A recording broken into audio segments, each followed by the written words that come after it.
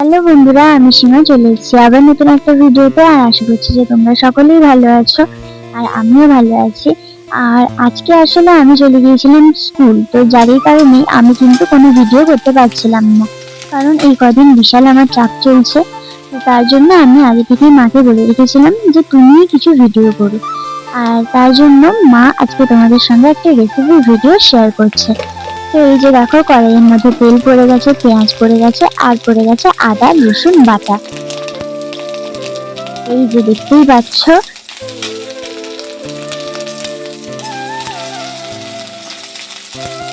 আর আজকে কিন্তু এই ভিডিওটা আমার মা করছিল, আর আমি বাড়ি ফিরে এসে এখন এটাকে এডিট করছি।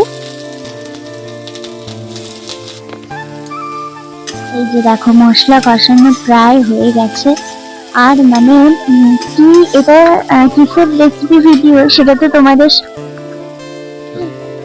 সাথে শেয়ার অবশ্যই করব। কিন্তু যেহেতু আমি জানি যে আজকে আমাদের বাড়িতে কি রান্নাটা হয়েছিল, তো তারই জন্য এই যে আমি মানে এডিট যে করতে যাচ্ছি না, এটাতে আমার মানে জিভে জল চলে আসছে দেখেই। তো এই যে দেখো, এবার মশলার মধ্যে জল পড়ে গেল।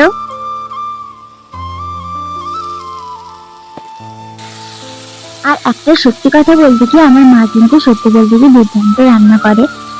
তো তার জন্য আমি মাঝে আগে থেকে বলছিলাম যে তুমি কিছু একটা ভিডিও করে রাখো, কারণ আমাকে পরদিন পোস্ট করতে হবে। তার জন্য মা এই ভিডিওটা করে রেখেছে। আর এই যে দেখো, পটল আলু আর এখানে আছে একটা ভালো জিনিস তোমাদেরকে দেখাই। এই যে দেখো, এখানে দেখো চিংড়ি মাছ। আর আজকে চিংড়ি মাছগুলো দেখেছো কত বড় বড়।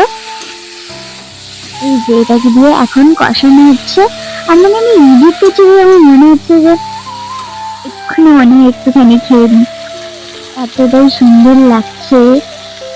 আর তারপরে এই যে দেখো, কষানোর পর জল দিয়ে দেওয়া হলো। দেখতে কতটা সুন্দর লাগছে। আর এখন না আমার প্রচুর চাপ চলছে, তো তার জন্য মানে আমি ঠিকঠাক করে ভিডিও মানে ভাবছি যে হয়তো আজকে মনে হয় ভিডিওটা দিতে পারবো না, কিন্তু যাই হোক মোটামুটি করে একটু হলেও ম্যানেজ হয়ে যাচ্ছে, কারণ মা আমাকে একটু হেল্প করে তার জন্যই। যাই হোক, জানি না এই ম্যানেজটা আর কতদিন করতে পারবো, কারণ এই রিসেন্ট 2 থেকে 3 মাস আমার প্রচন্ড চাপ চলবে।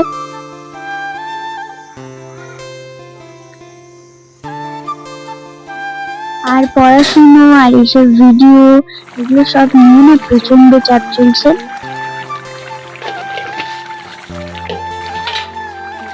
এই যে দেখো, তরকারি একদম মানে প্রায় হয়ে গেছে।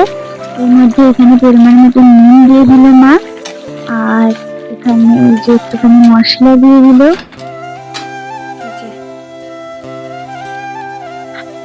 এই যে দেখো